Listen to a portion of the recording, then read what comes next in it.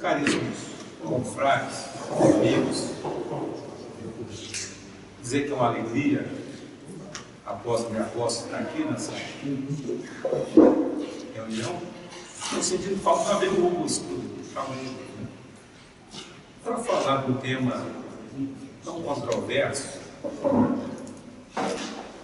que é a questão do integralismo. E eu falo isso porque nós temos um quarteto de pensadores, escritores, principalmente Hélio Trindade, José Jacinto, Gilberto Vasconcelos, Madalena Chauí. Esse quarteto, né, que foram responsáveis, principalmente na década de 70, 80, em publicar artigos e teses, né, muitas vezes equivocadas, e eu ousaria até dizer, até uma desonestidade intelectual. Por que isso? Porque eles criaram uma barreira de concreto armado que não vai mais ser quebrada. Ou seja, criou-se um estigma em relação ao integralismo. Eu, um estudioso em relação a essa matéria, cheguei à seguinte conclusão, que se faz uma confusão entre o integralismo da ação integralista brasileira, né, com o integralismo como filosofia. Ou seja, o integralismo é a filosofia, enquanto que a ação integralista brasileira foi de um caráter de propaganda.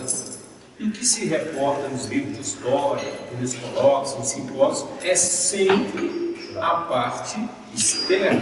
Ou seja, não se discute aquilo que o integralismo defendia, sempre se discute por que eles usavam o uniforme verde, por que fazia a saudação na verde, se era nazismo, se era isso, se era aquilo. Então, ou seja, esse é, sem dúvida nenhuma, um grande entrave, né? Até mesmo porque a história é escrita pelos vencedores. E como a maioria dos compêndios, dos livros didáticos de história são escritos por autores marxistas, né, sempre fica esse viés, né, de discriminação daquilo que realmente foi o movimento. Eu peço a sua amiga, tem colegas aqui, professores de história, eu sou apenas um advogado curioso, né, para tratar de um assunto que talvez os senhores conheçam mais do que eu. Eu era um jovem e tinha volta dos seus 16, 17 anos, estudava no Colégio La Salle e do lado a paróquia Nossa Senhora de Fátima. E um dia eu vi um cartaz assim, um mural, escrito assim: Reunião dos CEPs, Centro de Estudos Políticos e Sociais, toda segunda-feira após a missa. E eu, então, garoto, resolvi ir lá. Chegando lá, tinha uma pleiade assim, de senhores, né? Entre os quais, ali o nosso vice-presidente, o senador Guido Mondinho. Então, participavam lá o senador Guido Mondinho, José Luiz Cerqueira Lima, o ex-deputado Abel Rafael, o procurador Dr. Mauri Melo, e tantos outros. Eu ali, um jovem, acompanhando aquilo que me interessava já por política desde aquela época. E um belo dia, então, o ex-deputado Abel Rafael deu-me uma cópia do livro para que eu lesse. Sem falar o autor, apenas uma chefe. Muito bem. Eu li aquilo atentamente, gostei, e na semana seguinte ele deu outro livro e falou então que o livro era de Plínio Salgado. E até então tinha um conhecimento pouco conhecimento e pouco se falava disso no colégio. E a partir dali então eu comecei a ler, comecei a estudar, comecei a pesquisar em relação à figura do Plínio Salgado, que eu considero assim um grande injustiçado, não só na história brasileira, mas também na análise literária. Esse ano completamos aí 100 anos na Semana de Arte Moderna e pouco se falou da participação dele, do Plínio Salgado. Eu acho que a sua atividade política acabou atrapalhando a sua carreira literária. Se não tivesse sido político, talvez ele tivesse sido, sem dúvida nenhuma, um dos maiores escritores do país. E, conforme falei, né, todas as vezes, todas as vezes em que se fala de integralismo, né, sempre vem a questão do sigma, a letra grega, que significa somatório, e que se faz alusão ao nazismo. Interessante isso. O integralismo ele é anterior à chegada do nazismo no poder. Ou seja, o manifesto integralista de 7 de outubro de 1932. Ou seja, a doutrina integralista tinha, aliás, tem ainda um caráter espiritualista, ou seja, baseado na realidade brasileira do homem comum. Ele mesmo, consagrado ao homem do interior, nascido ali em São Bento, Sapucaí, pequena cidade, depois de Campos do Jordão, na fronteira com Minas Gerais. Então, o que ele advogava? Uma tese, uma concepção do universo e do homem, bem diferente do nazismo, que é uma pátria sem Deus e um homem sem alma. Então, para falar um pouquinho do integralismo, obviamente, eu tenho que falar do fundador, do Plínio Salgado. Muitos que aqui estiveram na minha posse, eu já falei um pouco sobre ele, então me perdoem as coisas que eu vou repetir. Então, o Plínio Esteves nasceu no dia 22 de janeiro de 1995. Ele era de uma família ilustre, ele era neto do português Manuel Esteves, um comerciante abastado. A sua avó paterna, Dona Mariana Salgada Cerqueira César, de família tradicional do Vale do Paraíba, descendente do primeiro Anhanguera, Bartolomeu Bueno da Silva. E do lado materno, ele descendia de Antônio Leite Cortes. E seu pai foi um líder político, coronel na região, era um coronel da Guarda Nacional, era um farmacêutico, e a sua mãe era uma professora e tinha uma escola domiciliar, vamos dizer assim. Então, o Plínio retrata uma verdadeira miscigenação nacional. Ele vem de uma descendência de um português, como eu também sou português, de um alemão e de bandeirantes conquistadores do território. E ele, então, estudou em Pouso Alegre, em Minas Gerais, um bom colégio católico, colégio São José, mas ele teve o infortúnio de ficar órfão. Entre seus 15 e 16 anos, ele teve que voltar para casa.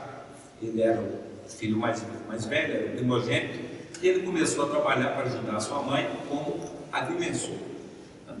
Depois ele foi nomeado inspetor de escolas e depois era rápido, era um advogado. Ele fez apenas o primeiro ano de Direito, na faculdade do Largo Francisco, lá nosso presidente estudou, mas teve que abandonar o curso para ajudar a sua família. E ele fazia os seus bicos, então, era curioso, estudando a vida dele.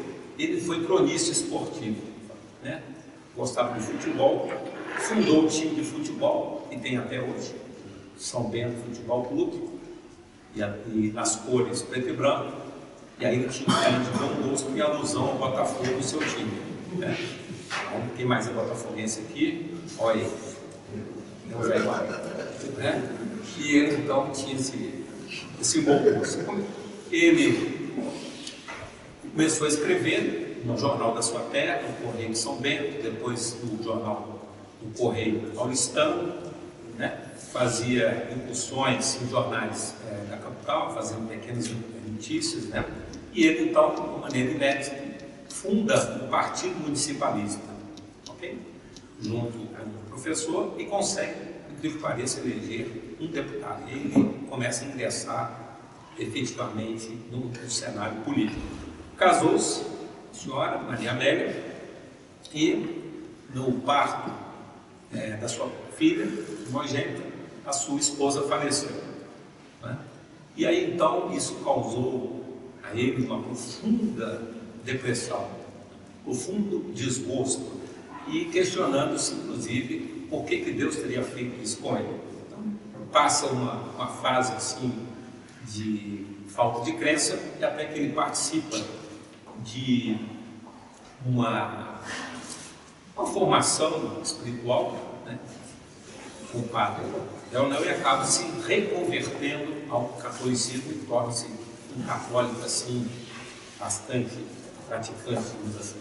E ele então, depois disso, ele vai para São Paulo trabalhar no jornal, no Correio Paulistano, no jornal do PRP, começa a escrever artigos usando o pseudônimo chamado Pinus, em alusão a Plínio e também a árvore, né, Pinus, e lança depois o seu primeiro romance, né, O Estrangeiro, que foi muito laureado na época, tem várias edições, com boa crítica, né?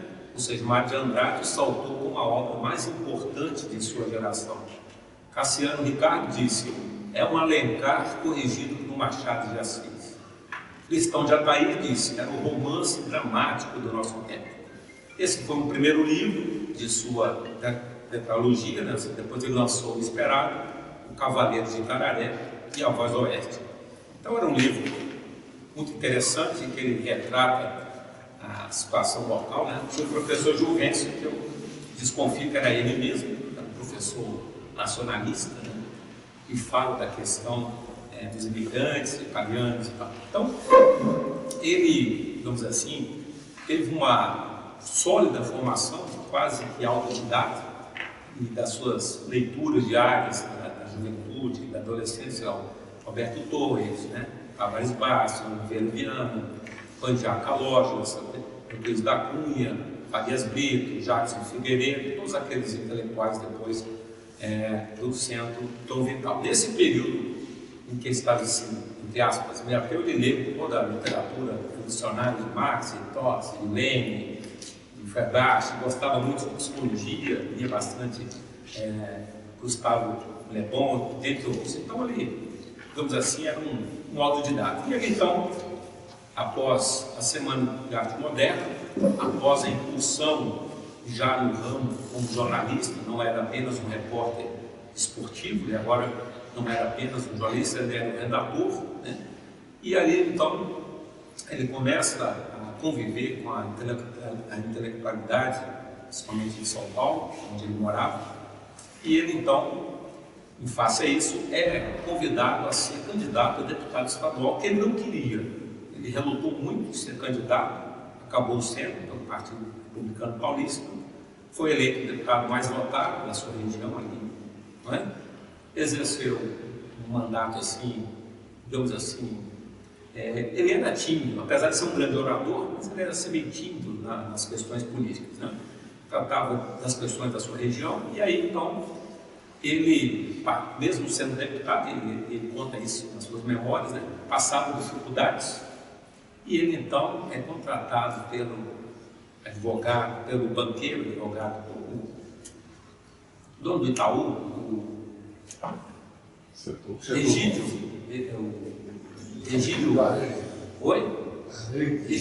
exatamente, para trabalhar no escritório dele, e aí então esse Egídio o convida para ser preceptor do seu filho, para que fizesse uma viagem ao Oriente, inclusive escreve um livro, O Oriente, dessa sua viagem à Terra Santa e também à Europa, e ficou lá, né?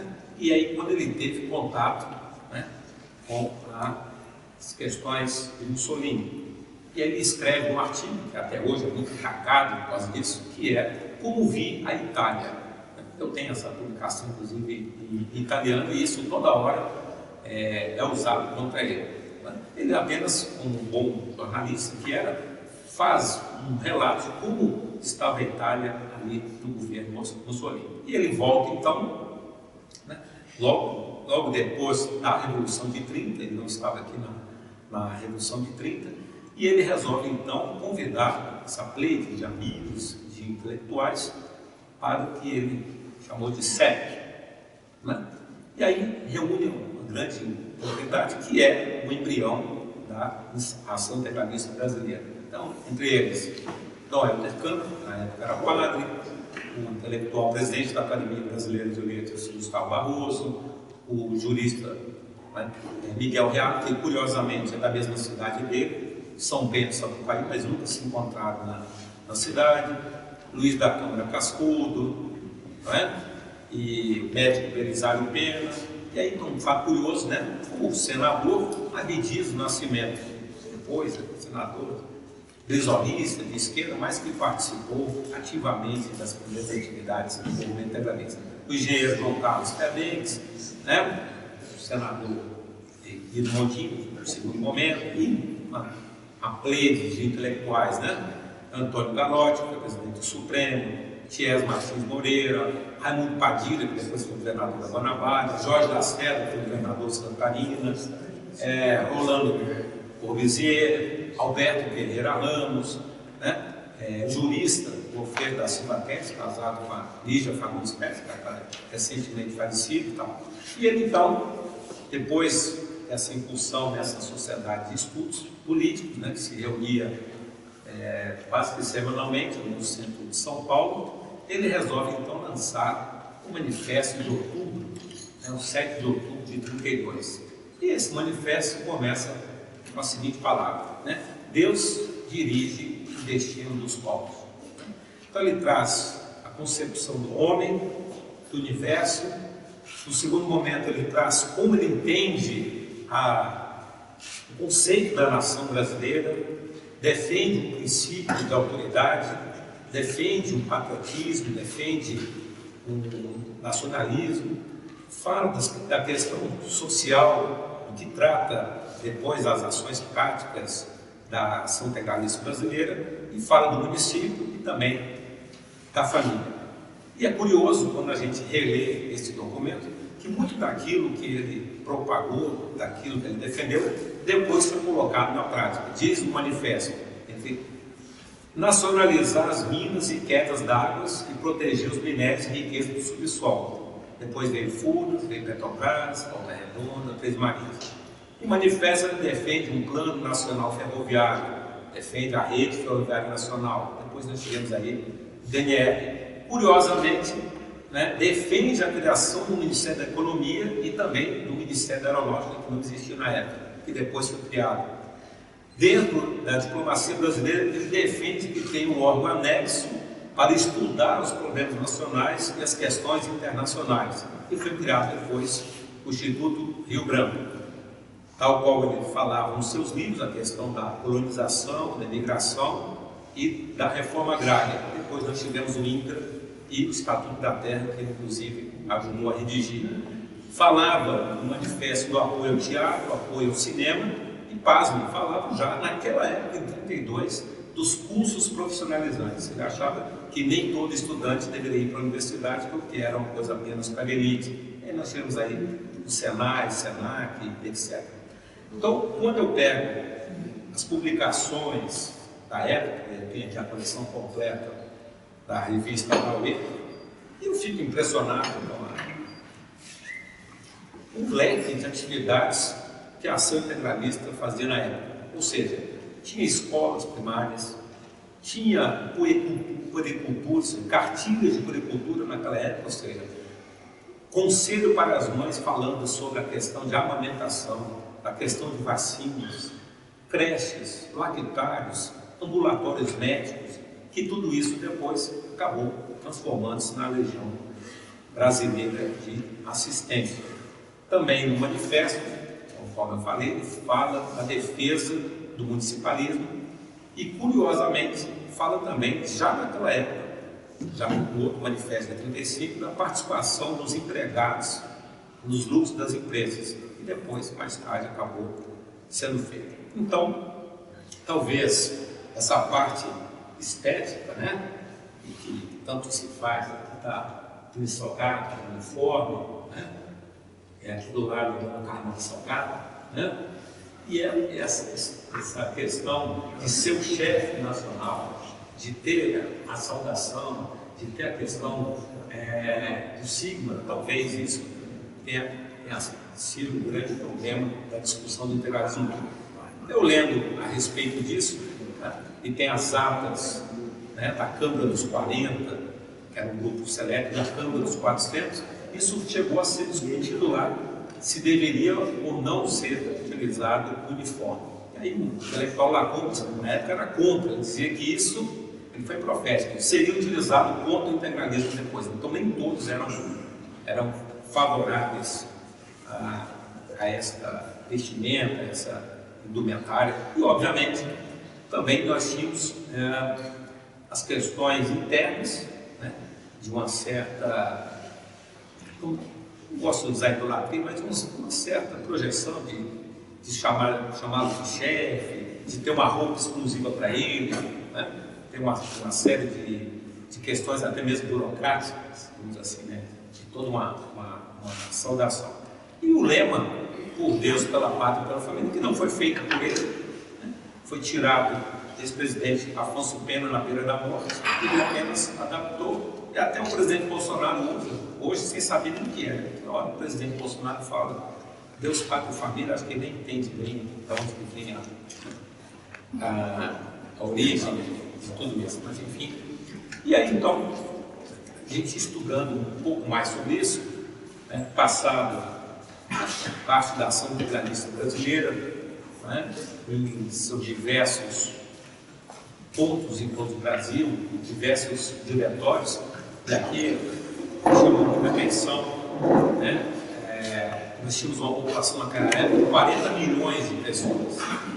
E aqui tem uma matéria dizendo 1 milhão de assinaturas para a pré-candidatura de Plínio Salgado às eleições de 38, se tivesse, né? Em 37 foi dado o golpe. Então, você imaginar, sem a tecnologia que nós temos hoje, a questão da informática, naquela época você conseguiu 1 milhão de assinaturas, realmente é uma proeza. Né? Além do que, outra acusação que fazem, que era um movimento elitista, quando a gente vê as fotos das pessoas mais humildes, negras, do campo, né, participam, e também a participação ativa das mulheres. Talvez, e aqui me surpreendeu também um artigo da Berta Luz, que é toda hora falado pelo movimento feminista, um artigo dela aqui na revista Nauê. A esquerda até acha que eu estou inventando, né? Tanto outros, né? Quando eu mostro aqui que tem um poema do jovem Vinícius de Moraes, o pessoal não acredita que Vinícius de Moraes fez parte da juventude integralista. Né? Mas enfim. E aí então, dentro desse universo da ação integralista, que era um partido político registrado, né, que elegeu vereadores, que elegeu prefeitos, principalmente no sul do país, né, no Rio Grande do Sul, Santa Catarina, no Paraná, no norte e no nordeste tem pouquíssimos, mas, né, principalmente em Santa Catarina, elegeu vários vereadores, vários prefeitos, e ele se prepara então para ser candidato a presidente da República. Aí vem aquela famosa questão da intentona integralista, que eu até discordo da expressão intentona, mas enfim. E aí muito se o acusou, se ele tinha conhecimento, se ele não tinha, se foi ele que organizou, se não foi. Né? Só sei que o médico Belmiro Valverde foi condenado a 16 anos de prisão pelo atentado lá a Getúlio Vargas no Palácio do Catete. E quando você vai ler os livros a respeito desse atentado, você vê uma série de atrapalhadas, né? Que um não foi, o telefone cortado foi errado, o telefone interno, não o telefone que fazia ligação para o Rio de Janeiro, e a filha de Vargas então pôde ligar para o general para socorrer, e acabou sendo um grande fiasco. Há também a famosa questão em relação se o Plínio Salgado sabia ou não o texto da Constituição que Getúlio Vargas e Francisco Campos queriam fazer. E ele disse, inclusive, no discurso da Câmara, que tomou conhecimento, que fez as devidas ressalvas, né? E que ali, então, o Getúlio Vargas teria convidado para ser ministro da Educação. E até hoje isso aparece nos livros de história. Ele disse que iria estudar o assunto, mas nunca teve uma resposta porque não deu tempo. Né? Inclusive o golpe acabou no tempo, e ele acabou sendo condenado ao exílio, foi para Portugal, ficou lá até a redemocratização do país. Em Portugal é um outro Plínio, eu diria, né?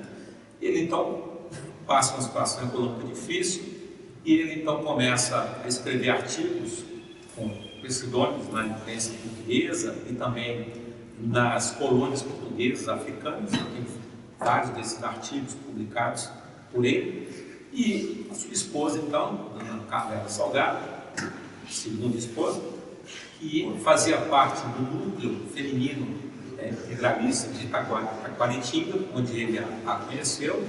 Ela que havia sido enfermeira voluntária na Revolução de 32, e isso encantou o Plínio, e ela era uma mulher muito bonita, a dona Atari, depois de conhecê-la já, a dona Carmela mais idosa, mas ela era uma senhora assim fina, né? Enquanto que ele era todo mal ajeitado, ele era feio para danar, que a bela e a fera, né?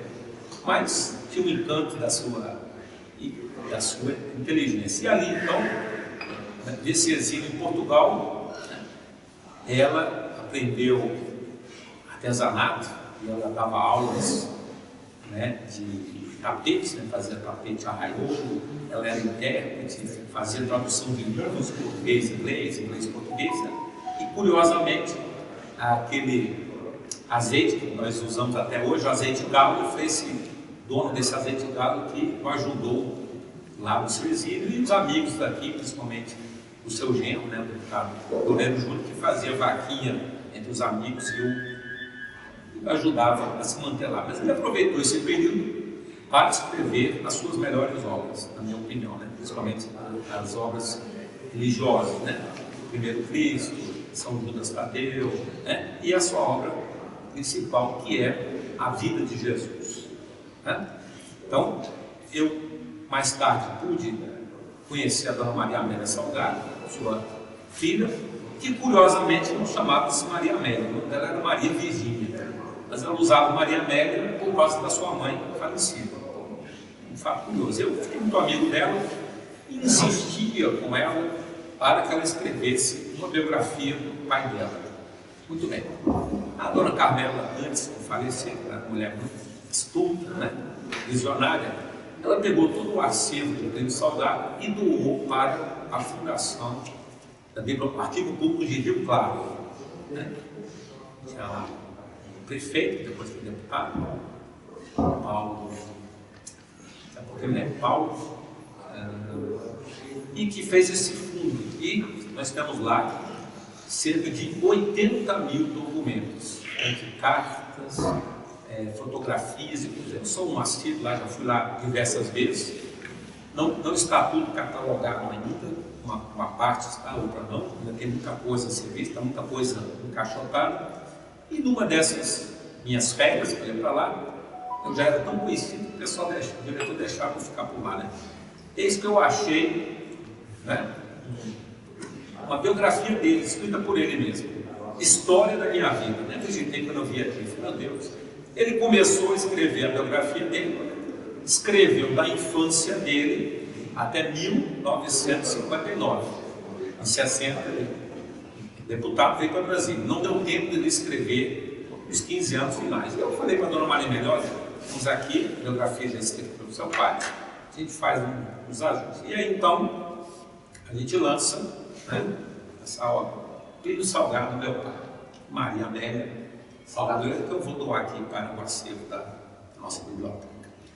E, evidentemente, ela quis escrever como se fosse ela. Eu falei, não vai dar certo, porque ele fala aqui que ele andava no cavalo do avô. Então, ela concordou que nós escrevêssemos, né, a parte dele, e a parte que faltava, obviamente, se nós completássemos, eu escrevi a parte final, que é ele como deputado. Resultado, eu fiquei muito amigo dela, aquela coisa toda, e ao casar, então, eu, obviamente, dei o nome do meu filho primogênito de Plínio. Tirei uma foto, mandei para ela. Ela, educadamente, respondeu, enviando o livro 7 Noites de Joãozinho, que é o único livro infantil que Plínio escreveu. Muito bem. Eu recebi, inclusive, alguns dias depois, estava viajando, vou ligar para ela para agradecer. Eu ligar, a Dona Maria Amélia, infelizmente, ela não pode atender, porque ela morreu. Puxa, mas ela morreu, ninguém falou. Como foi isso? Não, ela foi nos Correios, passou mal, se internou e morreu.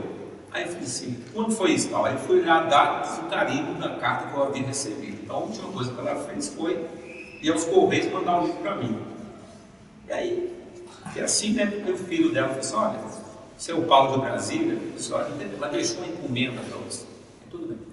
Aí, alguns dias depois eu recebi encomenda, era uma carta dela, né, deixando os direitos autorais da obra do Plínio Salgado para a casa do Plínio Salgado, uma instituição fundada pela Dona Carmela, da qual eu era o diretor. Então, já que os filhos dela 2. E os netos, e agora os bisnetos, ninguém se interessava, ele deixou os direitos autorais. E o mais espantoso, que aquele livro que eu li quando adolescente, que me foi dado pelo deputado Abel Rafael, ela encaminhou o original autografado pelo Plínio para ela. Está lá no meu acervo, que o Hugo conhece, né? Um bocadinho de livro, né?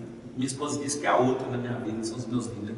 Você chega, compra os livros, chega, né? Os livros escondidos com pão, né? Para a mulher não ligar comigo. Não tem tanto quanto o professor Colégio, mas tem um bocadinho, né?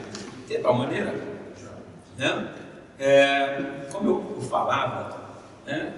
Ele foi, com a sua vida, segmentando a ação integralista brasileira. Como eu falava do livro Estrangeiro, ele fala lá do personagem, né? Professor Juvencio, na minha opinião, é uma autobiografia, ele mesmo, né? Então lá ele mata, o professor Juvencio mata os papagaios, né, por cantar juvenesa, né? Então ele sempre manifestou essas posições, apesar de todas as crises. Quando você lê também seus manifestos, né, Curupira Carão, que escreveu o Menotti do Pique, Cassiano Ricardo, depois o manifesto da Revolução da ANTA, tudo aquilo ali são coisas preparatórias para a ação integralista brasileira. Curiosamente, na Assembleia Nacional Constituinte de 33, que foi indireta, né, que elegeu Getúlio Vargas, ele teve um voto, né? E esse voto foi do deputado Jeová Mota, né? Provavelmente era secreto, mas por dedução, era um deputado integralista, né, do Ceará. Então, essa obra, A Vida de Jesus, né, eu tenho várias edições, não só brasileiras, mas edições portuguesas, edições espanholas, italianas, né?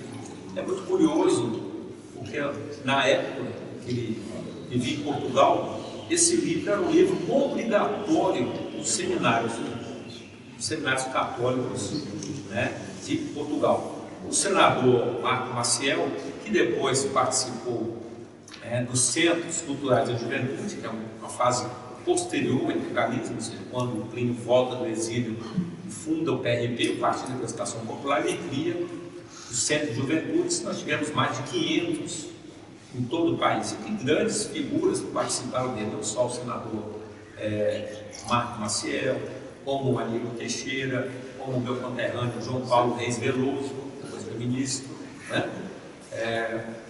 Dentre outros. Então, ele volta do exílio, né? Cria um partido político que já não é a mesma coisa, já não teve mesmo a pujança do que foi a ação integralista brasileira. É um partido relativamente pequeno, né? Um partido sulista, um partido paulista, com pouca incursão no norte, no nordeste, aqui no centro-oeste, não é?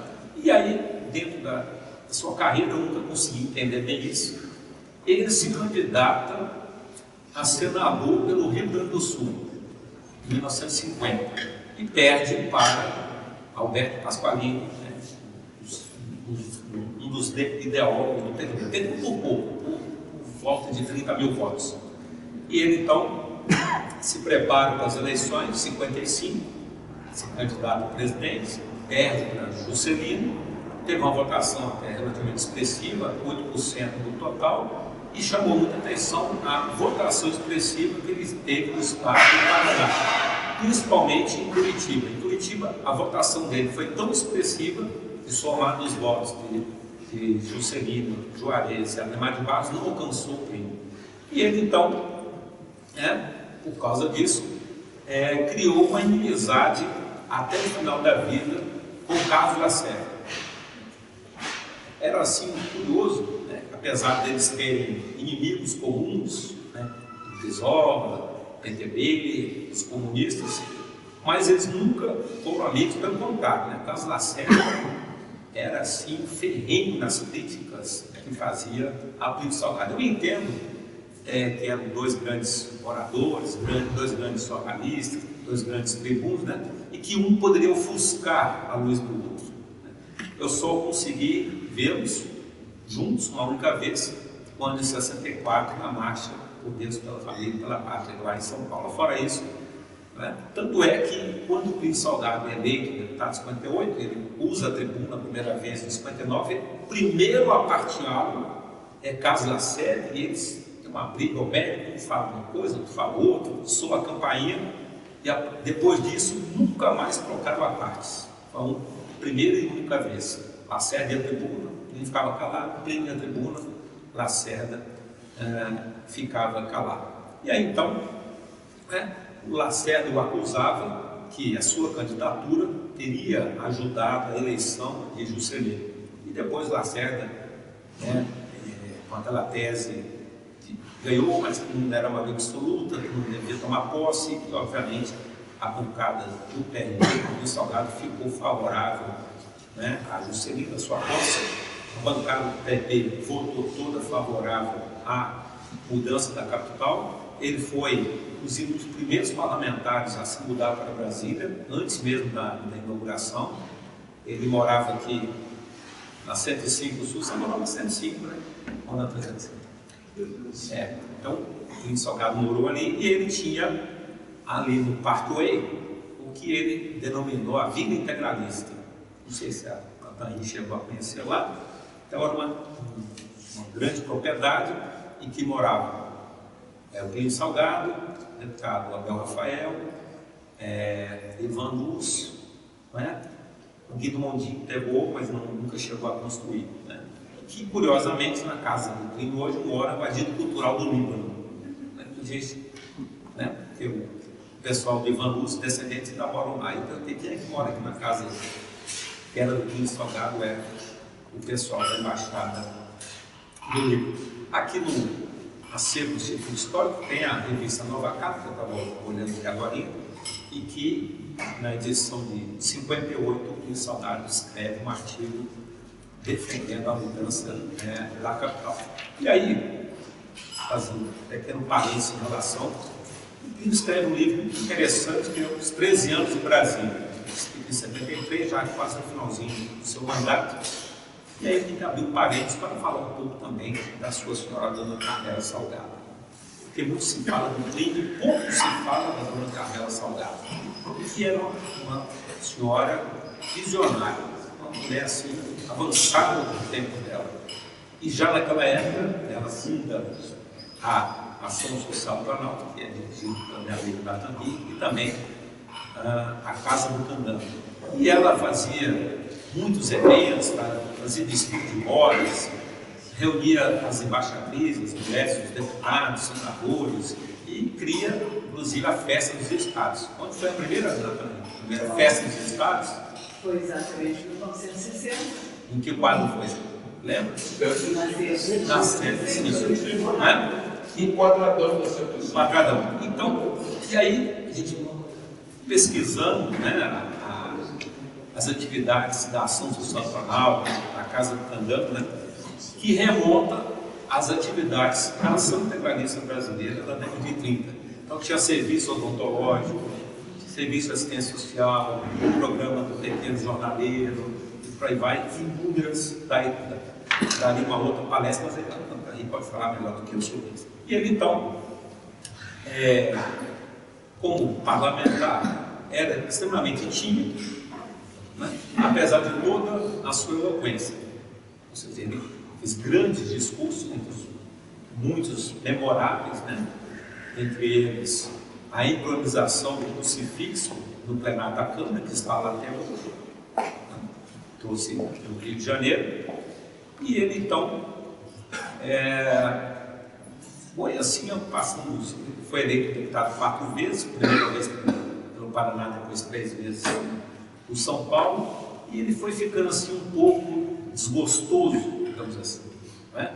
E apesar de ser assim, estudioso, solteiro, não poder deixar de falar também, né, do seu vício do álcool, né? Infelizmente ele bebia assim um pouco além da medida, não é? Muito, né? Mas não ia bem para o plenário, não, mas gostava de, não é? Aqui, como eu falei, ele tinha essa propriedade de Parkway, que ele plantava né? Tinha plantação de café, colhia café, doava café para os outros parlamentares, né? Tinha uma preocupação assim nas questões ambientais.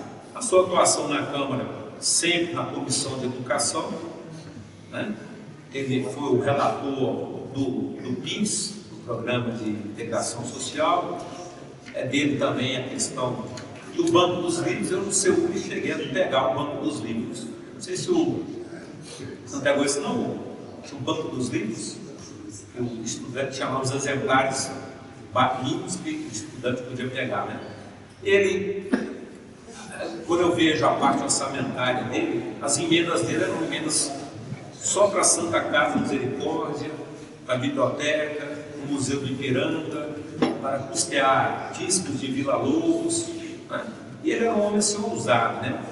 Ele apresentou um projeto de 67, no ano que eu nasci, né?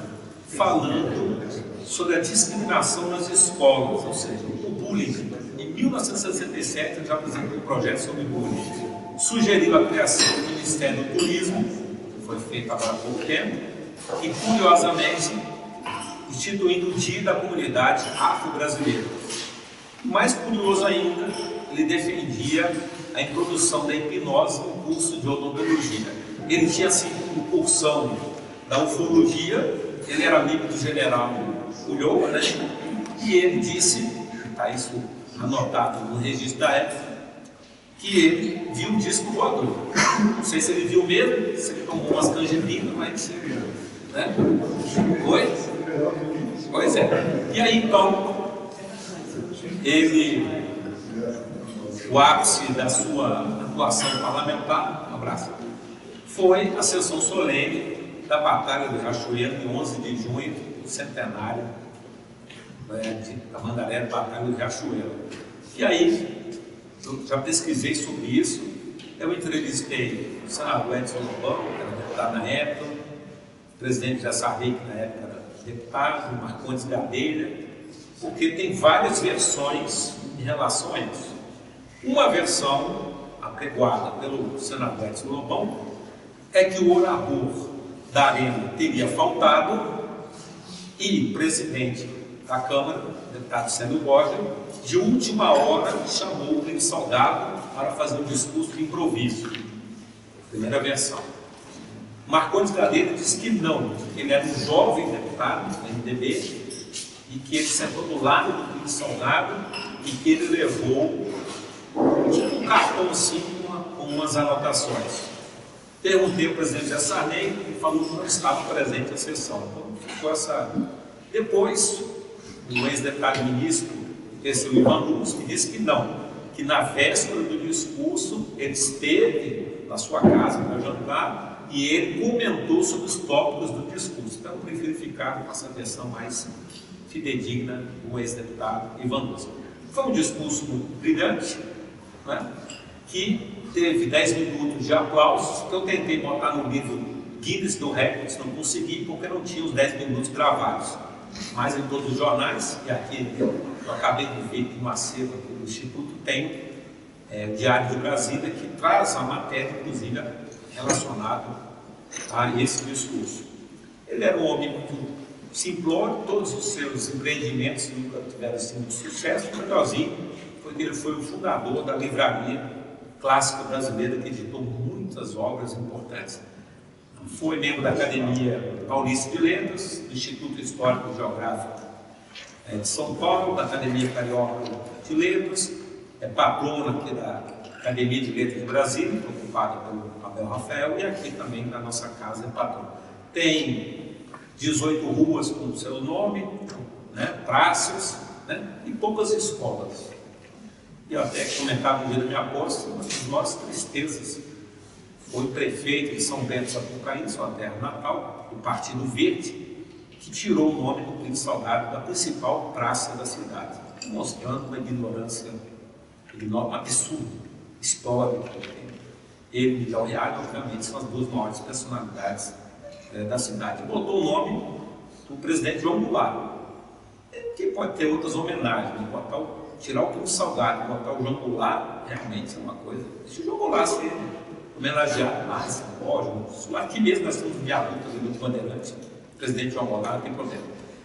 Dentro da sua vasta obra, né? E eu já cataloguei mais de 90 livros, né?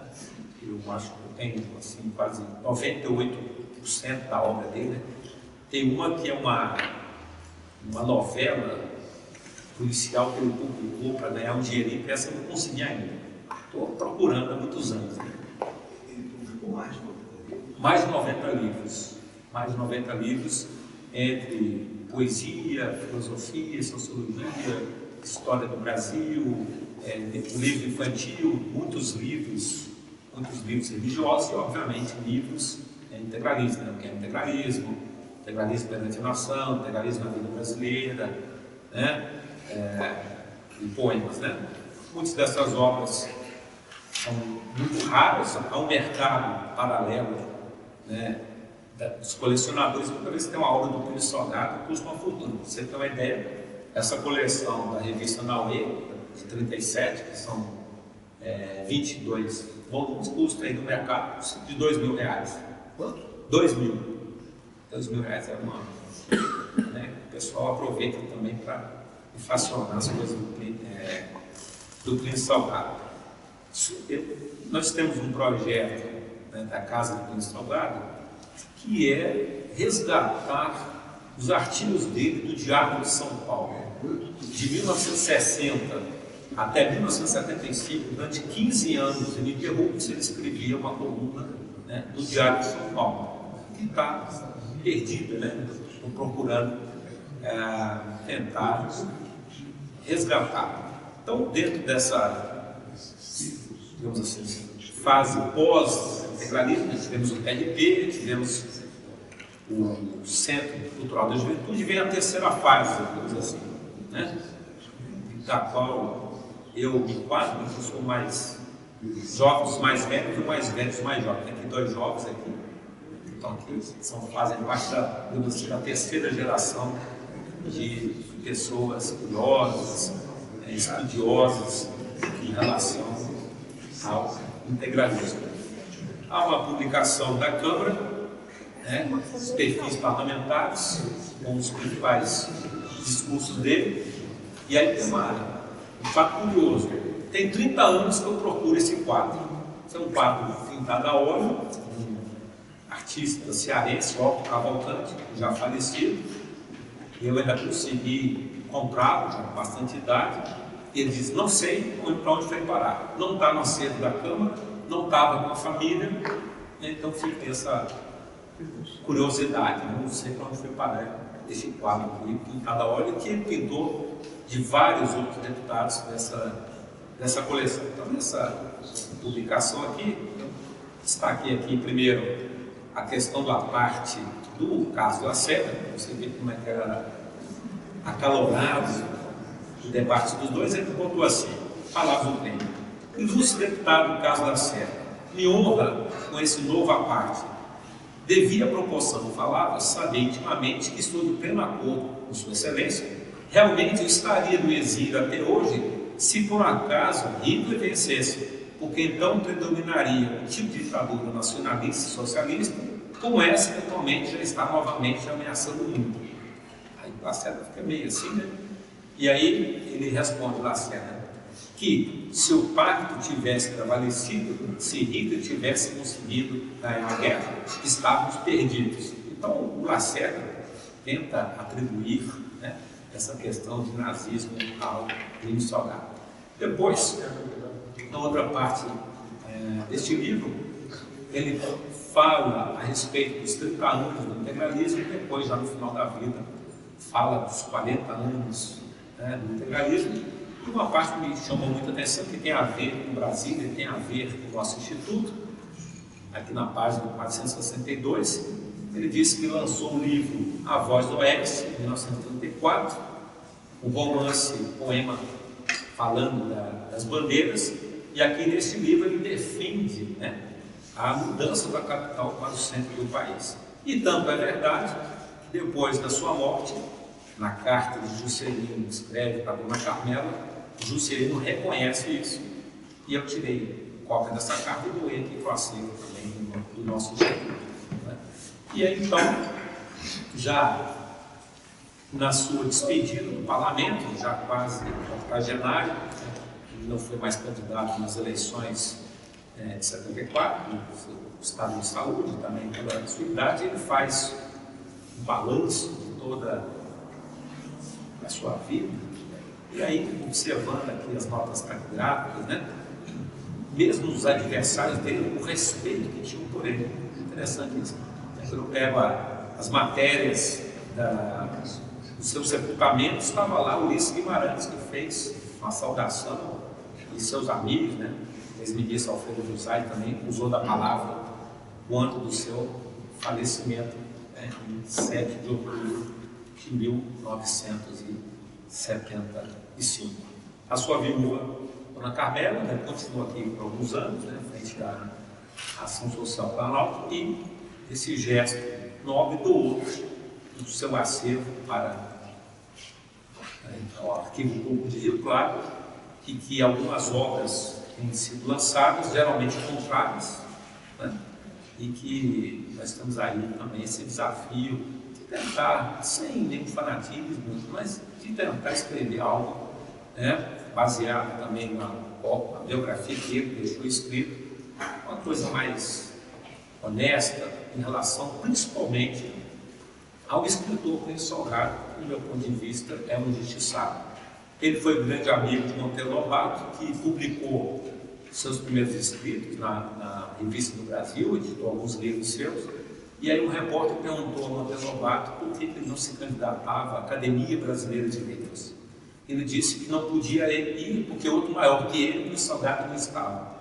Depois que o Monteiro Lobato morreu, e Cândido Salgado, membro da Academia Paulista de Letras, perguntaram para ele por que ele não se candidatava. E ele falou: se Monteiro Lobato não foi, eu também não posso ir. Resultado, um dos dois foi. De tal maneira que é uma breve recorte, né, para aquilo que foi o integralismo na história do país. Poderia dizer que foi um grande movimento popular, ou seja, quando eu vejo as fotos, ele colocar naquela época 50 mil pessoas fardadas, uniformizadas no Rio de Janeiro, né, para saudar o presidente Getúlio Vargas, né? Hoje para você botar pessoas aqui na esplanada é difícil, né? Então ele foi um grande líder, né, um grande escritor, como eu falei, na minha opinião, um injustiçado. Eu estou aqui de uma maneira bastante singela para tentar demover essa ideia de que ele era um fascista, que era um nazista, que não é verdade. Era isso. Tá bem, tudo bem.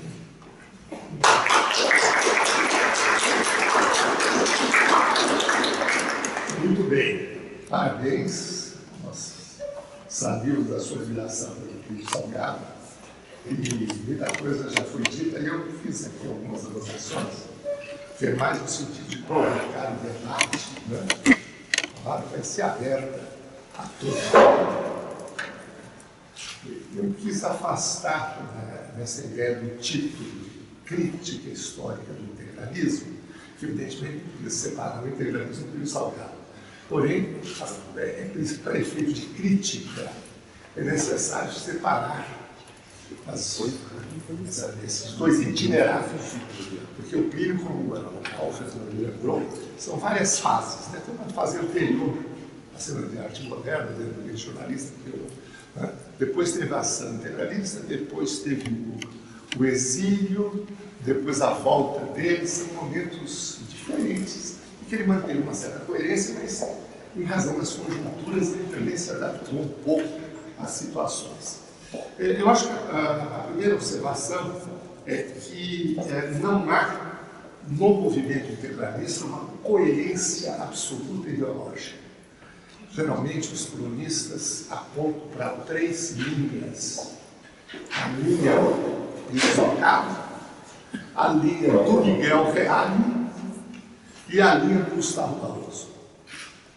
É uma coisa que nós poderíamos discutir bastante, porque o Gustavo Barroso entrou depois do movimento integralista.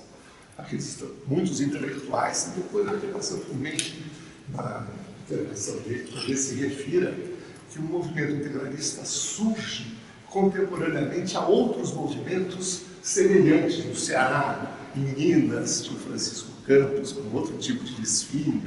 Havia várias coisas na época, né, em que o Plínio propõe.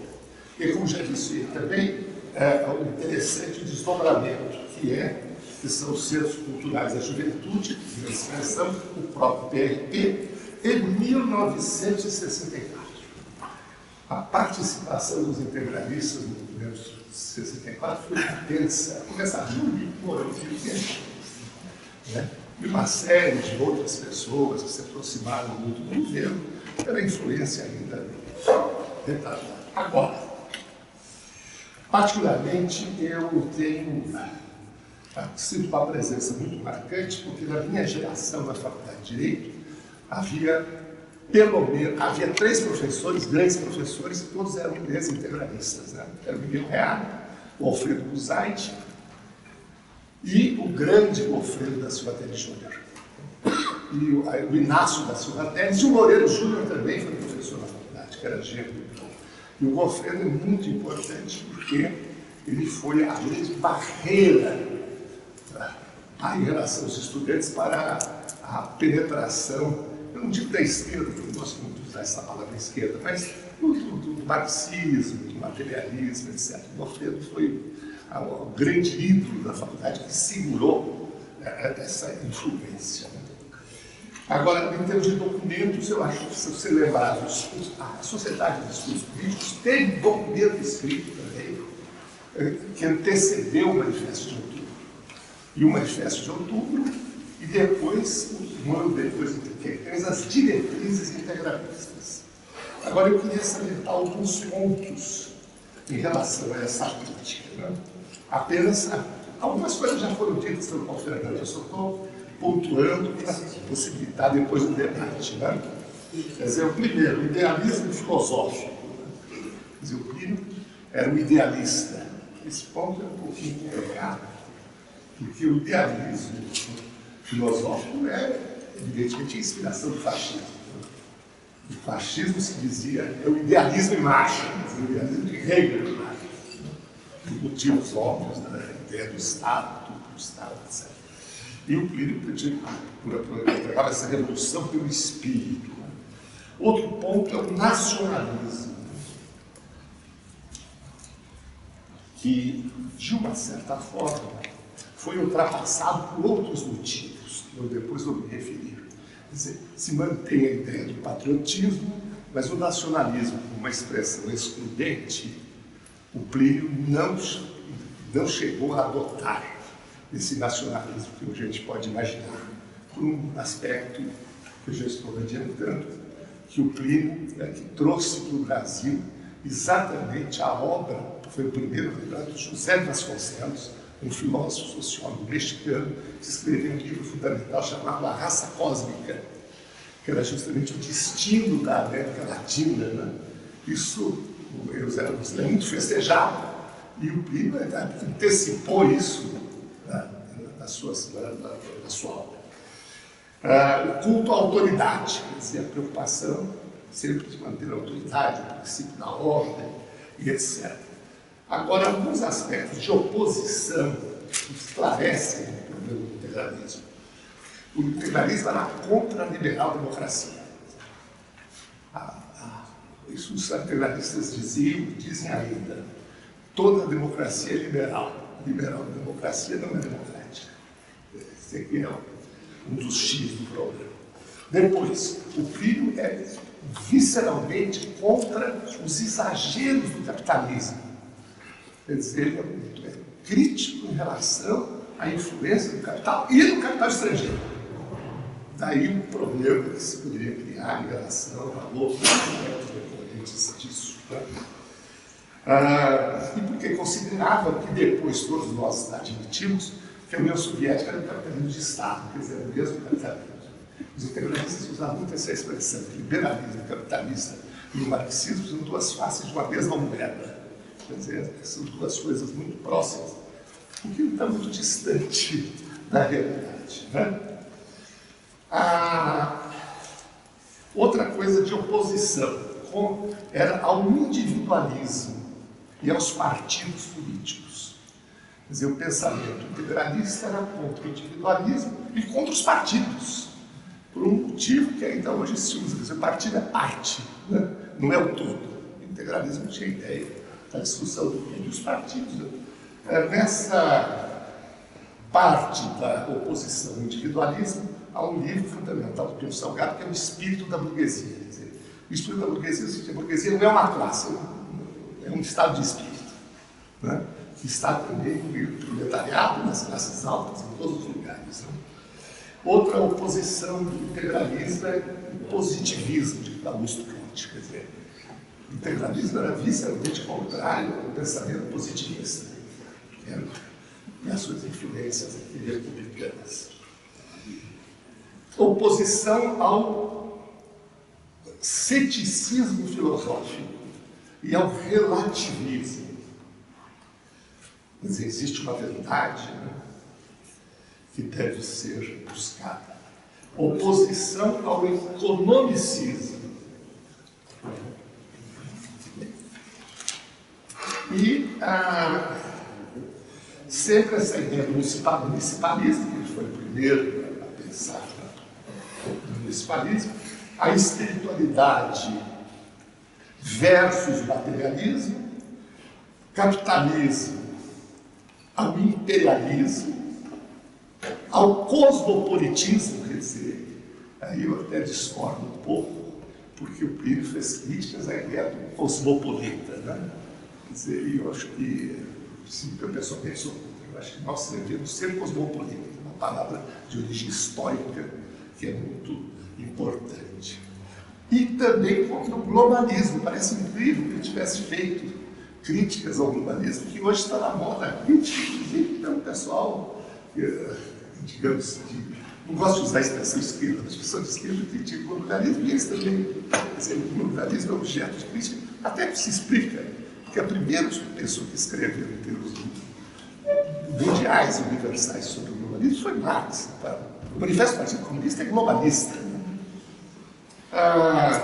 Uma outra coisa importante é a ideia que ele buscou do Farias Brito, né? Que é a questão do Ilo Oliveira Viana, que é a ideia do país legal e do país real. Quer dizer, ainda está na ordem do dia. Quer dizer, o que é que a Constituição brasileira tem que ver com a realidade brasileira? Nada. Né? Essa posição. O corporativismo, ele defendia uma Câmara, se houvesse uma Câmara corporativa. A sustentar que as classes, que era uma oposição ao marxismo, que as classes eram diversas, mas não adversas. Quer dizer, ele pregava a união das classes, quer dizer, justamente a oposição à ideia da luta de classes, como motor da história, esse tipo de coisa. Elogio ao aspecto moral da Idade Média, as virtudes do campo em relação à cidade. Na linha de Spengler, mais ou menos. Agora, ele foi vítima realmente disso que o Paulo Fernando já mencionou, quer dizer, a estigmatização e o preconceito em relação ao fascismo. Bom, esse já é um tema que podia ser debatido aqui longamente. Em primeiro lugar, porque eu tenho assim, uma espécie de um filme em relação a isso. Não é que o Plínio esteve na Itália, ele teve uma audiência com Mussolini. Ele escreveu, estive com Mussolini, uma audiência curta.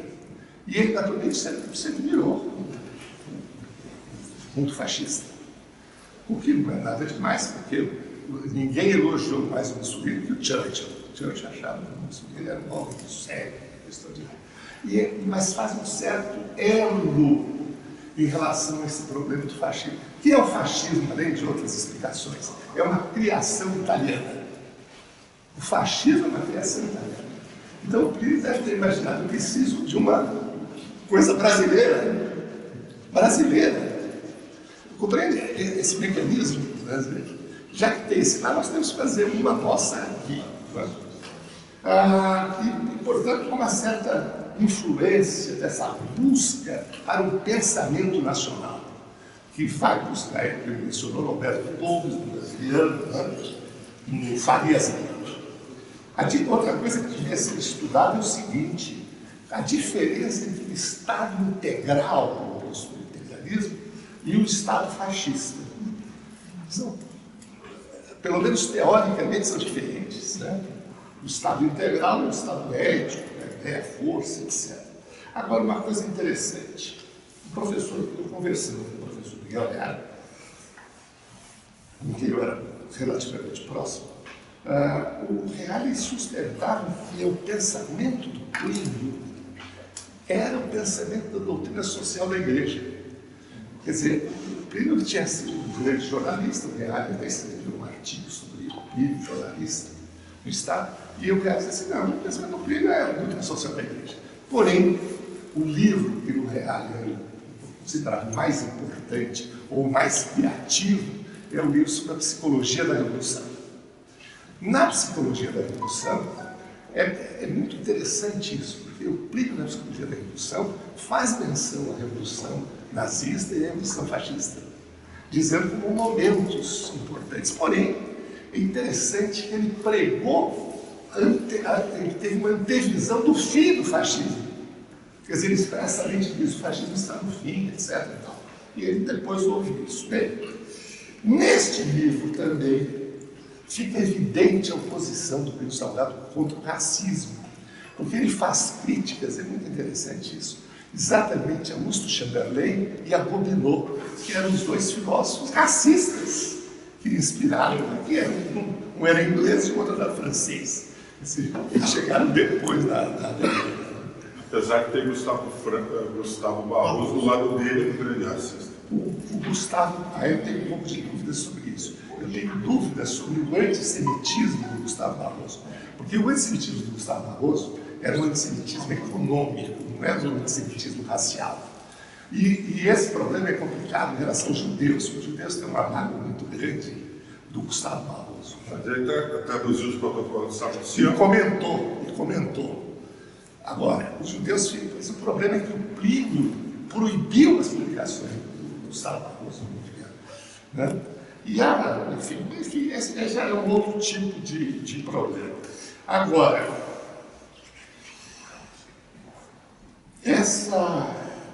as exterioridades. É evidente que a saudação foi uma imitação da saudação fascista do nazismo, né? Saudação do mundo. Eu não queria dizer que era uma saudação, no entanto, dos índios, que tinha um movimento de graça. O Tupi Guarani, Anauê, sendo igual. Anauê, que teria um significado assim indígena. Agora, a Anauê, o problema das camisas verdes, as milícias integralistas eram milícias cívicas, não eram milícias armadas. Então, depois se fez uma confusão de faixa de compartimento, não tinha nada disso, era uma coisa cívica, tinha um problema. Agora, a questão do chefe, embora o Plínio fosse o chefe do integralismo, há uma carta do Plínio Salgado maravilhosa, que dirigida aos integralistas de Jabuticabal. O Plínio deixou de ir a Jabuticabal, tinha um evento, e os integralistas ficaram aborrecidos com a ausência do chefe. E ele escreveu uma carta linda dizendo: se você estiver ausente, se eu estiver ausente, o chefe, você procure os líderes próximos lá. Se o líder estiver, procure, mas não sei quem. Se não tiver ninguém, você sai correndo pelo riacho, você olha a sua face na água e diga: eis aí meu chefe. Quer dizer, a ideia de que o chefe é. O Lula usou no discurso que ele fez, que o Lula seria uma ideia. Foi o que o Plínio disse: o chefe não é uma pessoa, é uma ideia. Né? De modo que essa eu acho que. E Deus, Pátria e Família, ele já explicou. Agora, o problema do Putin de 38 é muito complicado, porque parece que os liberais participaram muito do complô. Né? Não foi só dos integralistas, e houve realmente. Isso oculta muito, mas o Mercido Rocha Dória tinha elementos para confirmar isso, que houve um massacre quando o exército chegou, eles dizimaram uma coisa meio ocultada, porque os cadáveres foram jogados em telhões, em mares, etc. Foi uma coisa muito complicada desse ponto de vista. Bom, nos dias de hoje, para terminar, eu também quero... Eu acho que a bibliografia adversa ao integralismo produz um efeito contrário, porque escrevem contra, mas os integralistas gostam. Estão falando, estão divulgando. É o caso do livro do Hélio de Trindade. Escreveram recentemente um livro terrível contra o Gumercindo Rocha Dó, eu sou da editora dele. Eu falei com o Gumercindo, que foi presidente do Centro de Juventude, e eu falei, você está de parabéns, porque o livro, no fundo, é a favor do integralismo. Quer dizer, ao criticar, ele acaba ajudando. E também uma coisa interessante, quer dizer, há uma discussão crítica permanente que o Plínio acusou, e que, na verdade, é a fragilidade da Revolução Socialista no Brasil. Quer dizer, isso é fundamental. Quer dizer, o Plínio demonstrou que a Revolução, com todo o esforço da Revolução Socialista, não ocorreu, não aconteceu nada, é frágil, é pretensiosa, mas enfim. Agora, eu trouxe para finalizar, para mostrar como o tema é interessante e é preciso discutir. Nós temos um confrade, não sei o nome, do Instituto, que propõe fazer um estudo, colocar em 2 colunas o fascismo e o integralismo, e ver quais os pontos de contato, quais os pontos opostos. Fazer uma comparação, não vou dizer quem é o confrade, para não ter maiores confusões. Mas é interessante apenas em relação ao Jonas. Eu trouxe, me mandaram, não estou me referindo ao valor. É um livro, existe o pensamento político brasileiro, é recente. É um livro de agora, editado pela Silvio Machado, 2015. Então tem vários artigos. O que eu quero salientar? Esses artigos, que em grande parte comentam, o Paulo Fernando conhece o livro, comentam o manifesto. Os artigos são sobre o manifesto. E são escritos por jovens. Quer dizer, não são escritos pelos velhos. Né? Isso demonstra que, com todas as críticas que possam ser feitas e discutidas, e eu acho que pode haver alguns problemas, né, em relação a esse assunto, o fato é que está ainda na ordem do dia. Então, eu estou colocando essas coisas justamente para suscitar o debate, né, que é a finalidade. E agora o Henrique, então, aqui para a sua... Depois dos dois, não tem muito o que dizer. Então, o que eu posso dizer é fazer uma espécie de contexto da época em que surgiu isso. Eu acho que nesse ponto explica-se também que os fenômenos não surgem assim espontaneamente, eles têm todo um contexto histórico. E o contexto histórico que surgiu o fenômeno no Brasil está muito vinculado à década de 20, faz 100 anos agora. E há 100 anos atrás, em 1922, aconteceram 4 eventos que mostraram uma ruptura cultural, histórica, assim, de uma forma muito forte. Que foram, quais são esses 4 eventos? Foi, primeiro, a Semana de Arte Moderna. Está todo mundo lembrando aí que ele marcou uma ruptura estética, houve uma mudança estética. Houve um problema social com a fundação do Partido Comunista Brasileiro, que também foi em 22. Nós temos em 22 o primeiro 5 de julho, que foi a revolta dos 18 fortes, que na verdade não eram 18, eram 28. Mas eu não tenho mínima ideia por que ficou 18. É que 10 se perderam entre Forte e a Rua. Mas ali, se perderam. Quando a bandeira, quando os resolvem sair do forte, né, puxar e cortam a bandeira, eram 28 pedaços, porque 28 menos. Daí entra a história dos 18. Mostra que o Brasil já fazer conta nunca foi bom, nem para o historiador. E por fim, o quarto, eu devia ser mais cuidadoso com o professor, eu estou mais dadas. Então foi a questão do 18 Forte, foi a Semana da Arte Moderna, o partido, e um quarto fato foi Então, nossa, sei que 22 a marcha começou quando? Não, 22 a marcha do Miguel Costa Prestes, 26. Bem, o fato é que há uma ruptura grande. Isso vai em São Paulo. Miguel Costa vai para Foz do Iguaçu.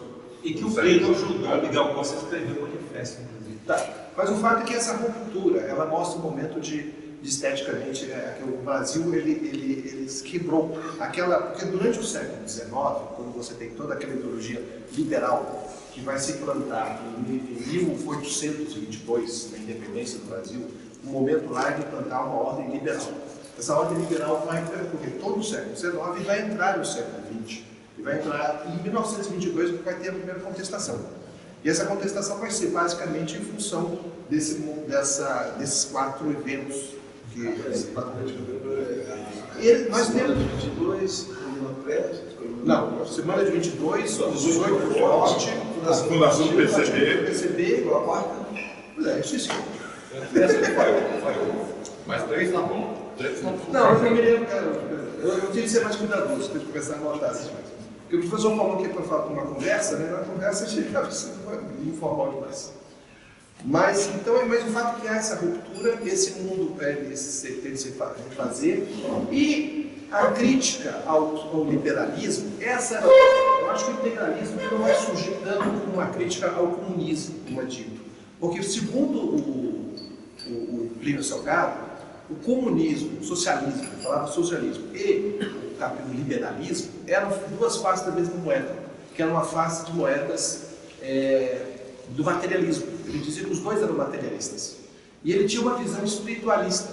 Então há uma preocupação espiritual. E nisso ele se distinguia muito do nazismo. Não do fascismo, mas do nazismo. Ele dizia que o movimento dele, integralista, era um movimento profundamente espiritual. Então essa postura espiritual distinguiria. Outra coisa que ele falou é o símbolo do sigma. Por que o sigma? Porque na matemática, e aqui eu me recordo, é o símbolo do somatório. E na verdade ele queria dar uma visão integral. Eram os problemas do homem com todos os aspectos. Então integral seria somar todas as preocupações do ser humano. Não, a ordem foi fundada em 22? A ordem dos advogados? Não, a revista Ordem do Jackson Figueiredo foi em 22? Esqueci Então de mencionar isso. a ordem... Não, que é o centenário da independência. A ordem que é o movimento de renovação católica, que vai ter o Jackson Figueiredo, é o 4º elemento, que está uma revival do catolicismo, que é muito inspirado no revival que houve na França, nesse momento. Agora o Brasil ele tem essa característica. Os movimentos aqui que acontecem geralmente são frutos de um reflexo do movimento que ocorre basicamente na Europa, com algum atraso de alguns anos. Então você vai encontrar todos esses elementos em outros movimentos que surgiram na Europa. Por exemplo, o integralismo. O integralismo não foi uma invenção, o título não é uma invenção. Integralismo lusitano, que é da década de 10. Nós estamos na década de 30. O Estado Novo brasileiro, 37, há um Estado Novo lusitano anterior. Então, na verdade, nós temos esses aspectos. Inclusive, esse movimento do Jackson Figueiredo, que é reviver o catolicismo, fazer com que o catolicismo volte a ser influente na sociedade, que foi um elemento do integralismo brasileiro, teve esse elemento católico religioso. Inclusive, ele também não surge, outro aspecto, que o integralismo brasileiro, ele também não surge assim com um cogumelo, de repente. Havia outros movimentos, inclusive um movimento muito forte no Ceará. O movimento mais popular que tinha era o cearense, que tinha lá. E esses movimentos vão ser, quando o Plínio Salgado, no CEP, em São Paulo, ele começa a desenvolver esses estudos, a Sociedade de Estudos dos Programas Brasileiros, ele começa a fazer esses elementos. Já existiam esses centros no Brasil. Ele vai simplesmente coordená-los. E ao coordenar, ele vai integrá-los e ele vai se tornar chefe. É óbvio que essa coordenação teve uma inspiração do movimento fascista. Então a organização, a aparência era, obviamente, mussolinista. Toda essa palavra. Mas as ideias, haviam as ideias próprias. Ainda que inspiradas também, como eu falei, nos acontecimentos mundiais. Você vai encontrar elementos como eu falei, tanto estéticos quanto de fundamentação de ideias, documentos que já aconteciam na Europa naquele período. Bem, uma outra coisa que deve ser lembrado é a crise pela qual passava a República Velha dos anos 20. Em 1920, nós temos a eleição a segunda eleição do Rodrigues Alves. O que significava a eleição do Rodrigues Alves? Significava uma crise política das elites políticas de então, que não conseguiram encontrar nomes novos e recorriam aos velhos conselheiros do Império. Rodrigues Alves já tinha sido presidente, tinha sido um presidente muito profícuo, ele era senador, era um grande da República, mas era um idoso, era uma pessoa obviamente idosa. Houve um impasse político, não se achou um nome e recorreu-se mais uma vez aos nomes do Império. Rodrigues Alves é eleito, porém morre, não assume. Faz-se a eleição, então, a uma crise. Pela sucessão, seria o próximo agora, seria o vice que toma posse, é o Delfim Moreira. Delfim Moreira tem um problema de doença, ele vai morrer logo depois também, mas ele perde a lucidez, ele não está tão lúcido mais, é um momento de decrepitude do Delfim Moreira. Nós temos um momento ímpar, em que a República Presidencialista é governada por um primeiro-ministro, o Afrânio de Melo Franco, ele, como ministro das Relações Exteriores, ele toma a frente e governa no nome do Delfim Moreira, e faz uma nova eleição. Essa nova eleição, quem que eles vão escolher? O impasse permanece. Eles escolhem Epitácio Pessoa, que não está no Brasil. Epitácio Pessoa era o presidente brasileiro lá em Paris, no Tratado de Versalhes. Isso demonstra também que as forças políticas do Brasil já havia uma crise política muito grande, que elas não conseguiam se resolver. As elites não se entendiam mais. Então havia também essa crise. Essa crise vai se perpetuar e vai nesse governo Epitácio Pessoa, que ele volta a ser presidente. Então a melhor coisa do mundo, porque ele recebe um telegrama dizendo que ele é o candidato à presidência e ele leva um susto. Porque o primeiro telegrama que ele recebe, talvez ele imagina que é pela atuação dele lá em Versalhes. Quando ele vê, ele virou presidente. Ele não sabia, né? Ele fica assim. Pedem que ele faça um programa. Ele fala, o programa é daquele dia, daquele discurso que eu falei lá, aquele discurso, esse é o programa. É um discurso que ele tinha feito antes, no jantar. Então é assim que funcionava a República Velha. Veja que a República Velha estava muito limitante. Daí, no governo do Epitácio, vai surgir esses 4 movimentos de ruptura que eu falei. Os militares, o tenentismo vai surgir lá naquele.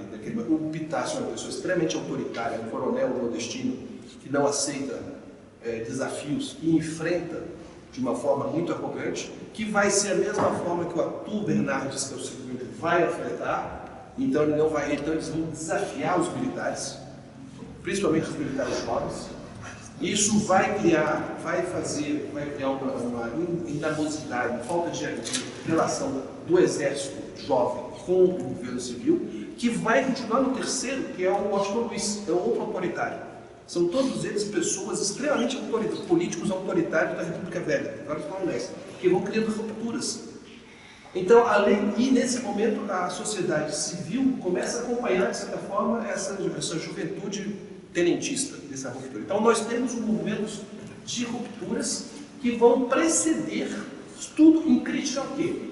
A crítica do tenentismo é basicamente uma crítica dizendo a falta de caráter dos políticos, porque eles são os ladrões, porque eles fraudam a eleição, eles fraudam as compras, eles fraudam tudo.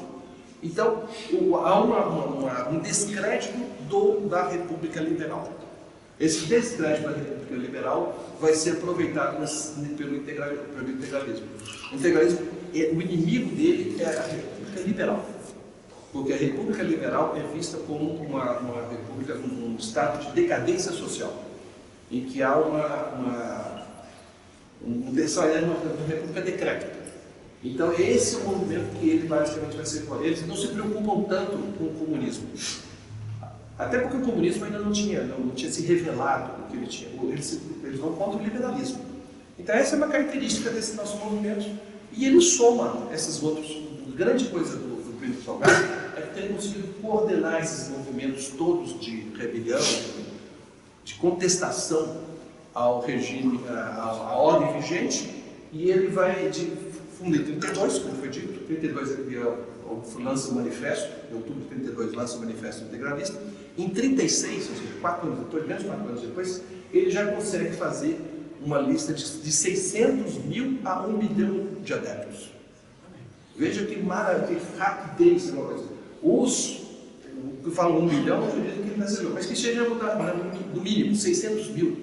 Em 4 anos, você juntar 600 mil pessoas sem internet, sem televisão, sem rádio, sem nada, só na base de conquistar a década. Então foi uma coisa que realmente conseguiu galvanizar a juventude. E isso, basicamente, foi quem mais propagou foram os estudantes de direito, tanto do Largo de São Francisco quanto de Recife. Os estudantes de direito foram aqueles que mais aderiram. E também a ala jovens da igreja, a ala jovens, todas as alas jovens, todos os movimentos sociais, eles aderiram porque era uma forma de contestar aquela sociedade decrépita e prever uma ordem nova.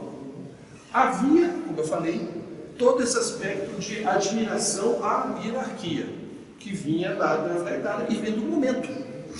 Nós estamos nos anos 30, nós estamos com a ascensão do nazismo, a ascensão do fascismo, a ascensão do comunismo, a ascensão de ordens hierárquicas, ordens rígidas. Então, o Brasil não podia fugir disso. Na crítica europeia também tinha uma crítica ao liberalismo. Todos eles são críticos ao liberalismo. O que vai salvar, de certa forma, o regime liberal vai ser a Segunda Guerra Mundial. Porque na Segunda Guerra Mundial quem vai ganhar vai ser os Estados Unidos e a Inglaterra, que são liberais.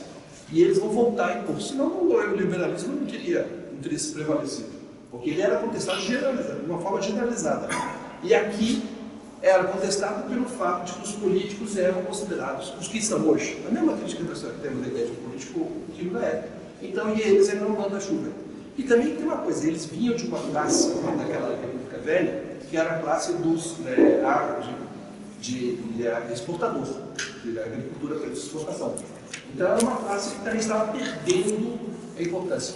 Em 24, nós temos a cidade de São Paulo sendo bombardeada. Uma coisa que ninguém mais se lembra hoje. A cidade de São Paulo foi bombardeada em função justamente do início da Coluna Prestes, primeiro movimento, que se forma a cidade de São Paulo, e os empresários paulistas, os empresários ficaram da cidade de São Paulo, da Associação Comercial, o presidente da Associação Comercial, ele vai conversar com o general legalista que está bombardeando e fala que estão destruindo o Parque Industrial Brasileiro. Porque o Parque Industrial Brasileiro, porque as bombas, quem estava bombardeando era o exército. Foi tomada a cidade de São Paulo pelos revoltosos. Eles fizeram um modus vivendi lá com o prefeito chegou as tropas legalistas, cercaram e começaram a bombardear a cidade. Mas a pontaria brasileira é tão bom que estava destruindo as fábricas. Daí o presidente da Associação Comercial vai falar com o general Sócrates e fala com o general Sócrates e com o ministro, o general Sócrates, com o ministro Setembrino, que era o ministro da guerra, e com o prefeito, o governador de São Paulo. E os três falam que é vicissitude da guerra. Vicissitude da guerra, podemos arrasar a cidade de São Paulo. Daí o presidente da Associação Comercial fala: vocês estão destruindo a economia brasileira. A economia brasileira está aqui, nós estamos no início do movimento industrial, grande. E quem era o presidente da Associação Comercial? Era o Macedo Soares. Não sei quem era o Soares. Crescente aí a Comuna de Manaus no mesmo mês. Hã? A Comuna de Manaus, integralista em Manaus também. Mas quando você destrói São Paulo, ele vai lá e fala assim: você não está destruindo São Paulo, não é a cidade de São Paulo, é a indústria brasileira que está sendo destruída e pelo governo federal. E qual é a resposta do governador de São Paulo? Que se arrase desde que se mantenha o princípio da autoridade. Quando ele fala isso, daí São Paulo, que raios de isso nós vamos. Então é nesse clima que surge o integralismo. Desse ponto, daí os empresários, inclusive uma das fábricas queimadas foi do Matarazzo. Foi bombardeado. Então, quando você vê essa situação, os empresários vão o quê? Vão achar uma ordem, um regime que propõe a hierarquia, ordem e disciplina, e vão apoiá-lo. Eu acho que um aspecto interessante do federalismo, do Salgado, é a questão religiosa. E ele justamente pega, ele veio do Hegel, que o Hegel, depois que morreu, a obra dele foi meio dividida entre os hegelianos de esquerda, os hegelianos de direita. Os hegelianos de esquerda acabaram chegando no marxismo. O Hegel, o integralismo, digamos, pega esse aspecto mais idealista, propriamente dito. Ele não vira o Hegel ao contrário, como faz o Marx, costuma-se dizer. E eu acho que esse teve um apelo, inclusive messiânico, para retomar o tema de uma outra reunião que ele fez aqui, porque eu acho que esse crescimento tão rápido, numa época que não tinha internet, que não tinha nada, eu acho que tem a ver, inclusive, com uma propagação nos próprios meios católicos. Eu acho que essa questão religiosa não pode ser deixada de lado de jeito nenhum, até na própria biografia do Salgado depois. Esse aspecto vai se eu acho que que o opõe totalmente, apesar do Hegel ter querido substituir a religião pela filosofia, né? Mas essa vertente idealista, e que o opõe totalmente, como falou o presidente, ao Mussolini, e mesmo aos comunistas que eram totalmente ateus, né? Ele combatia o materialismo, ele era idealista mesmo. Ele era religioso. Olha, eu quero trazer para vocês um lado de Plínio Salgado que poucos conhecem. Eu anotei aqui o que você falou, o integralismo era profundamente espiritual. Alguém disse isso aqui. E eu venho provar que o integralismo era. Meu marido foi integralista, eu achei uma loucura. Eu falei, meu Deus, isso é fascismo. Era uma coisa assim, eu adolescente na época, falava integralismo. Depois eu descubro que o Osório, com quem eu me casei, foi integralista. E por que conheci Carmela Salgado no começo de Brasília? Justamente porque ela veio como mulher de deputado federal, que era o Plínio Salgado. E o Osório, primeiro advogado, eles se encontraram. E aí acabei, Dona Carmela me convida, fui voluntária dela quando nasceu a Casa do Candango. E o que eu quero dizer a vocês é que não fora Plínio Salgado, que deu a Carmela Salgado todo o apoio. Na época, a Câmara dos Deputados não tinha ONGs. Então, todo o trabalho social, todas as verbas, tudo que se tinha na Câmara, era feito e dedicado à Casa do Candango, à Ação Social do Planalto. E a Ação Social do Planalto foi inspirada, na verdade, nos princípios de Dom Bosco. Olha lá, formar bons cristãos para ter cidadãos honestos. E o propósito de Dom Bosco qual era? O santo da juventude e educação pelo trabalho. E foi porque se fundou a Ação Social do Planalto que se fez todo esse trabalho que ainda perdura. No meu caso, por exemplo, eu sou voluntária da Ação Social do Planalto desde 1963, em trabalho altruísta, que começou justamente com as esposas dos deputados. E hoje são mais de 20 mil jovens que nos procuram até hoje, porque eles não só se transformaram, como transformam gerações. Hoje nós temos professoras que são pedagogas dentro da instituição, cujo pai era menino de rua da rodoviária. Era viciado em droga. E ali ele se transformou. E isso é fruto de quê?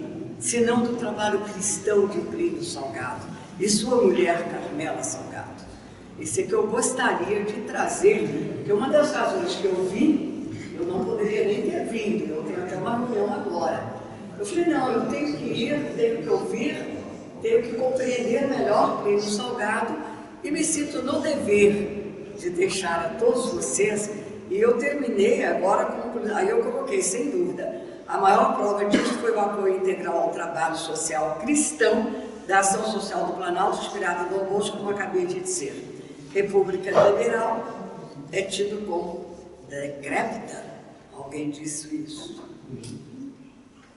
O decreto eu falei que era que ouviam a democracia liberal na época. Na época. Na época, a gente quer dizer que era verdade. Eu acho que ainda hoje cabe uma discussão crítica sobre a liberal-democracia. A liberal-democracia. Deixa eu ver uma vez o jovem lá. Bom, eu sou eu e o companheiro Vitor aqui, a gente somos apenas estudantes, né? Eu estou no 5º semestre da faculdade, né? Talvez eu não tenha tanta propriedade quanto eu tenho vocês, mas nossas ideias são um pouco diferentes da sua, do que é verdadeiramente o integralismo. Que, para começar essa questão religiosa, por mais que o integralismo tem muita essa influência da Igreja Católica, o integralismo nunca proibiu pessoas de outros credos de entrarem. Havia protestantes, havia espíritas, até judeus. Até judeus haviam, por mais que tivessem alguns membros do movimento que não gostassem muito deles e que também tinham uma certa desconfiança. Mas a IB, só para deixar bem claro, nunca proibiu isso, pelo que eu sei. Outra coisa é a questão da relação entre o Gustavo Barroso e o Plínio Salgado. Eu sei que pode parecer que o Gustavo Barroso tem algumas divergências com o Plínio, mas a gente desconhece qualquer tipo de desavenças um com o outro. Eles sempre se respeitavam. O Plínio chegou a proibir manifestações do Gustavo Barroso. Eu estou dizendo por testemunha pessoal. O Plínio Salgado estava no Rio de Janeiro, na rua da Colombo, Gonçalves Dias. Ele estava ali no andar de cima, onde ele estava fazendo os discursos, e embaixo colocou uma pessoa que as pessoas passavam na rua e falavam: você é brasileiro, patriota, suba que tem aqui um sujeito falando sobre isso e tal. E o Plínio Salgado, no terceiro dia que ele estava lá fazendo essa pregação, surgiu alguém na plateia, foi lá e falou: o senhor me dá uma camisa dessa que eu quero usar. Ele falou: eu não tenho, se eu tirar a minha, e vou lhe dar. Era o Gustavo Barroso, que era presidente da Academia Brasileira. Só que não cabia, o Gustavo Barroso era alto. Não caberia, não. Mas ele ofereceu a camisa. Quer dizer, então o Gustavo Barroso aderiu nessa segunda fase. Agora, eu tenho um probleminha aqui, esse problema do nazismo é interessante, porque eu fui procurado recentemente por um grupo de São Paulo que queria reeditar um texto do Salgado, que foi uma conferência que a gente fez em Lisboa, de um sucesso extraordinário no Teatro de Lisboa, chamado Aliança do Sim e do Não. Nessa aliança do sim e não, ele faz um cotejo entre as ideias de Marx e as ideias de Nietzsche. Então, ele lógico, critica Marx e critica Nietzsche. Ele opõe os dois e critica os dois. E em relação a Nietzsche, eu até sugeri que eles não publicassem esse texto, porque o Plínio, naquele momento, era uma coisa a favor do Plínio Salgado.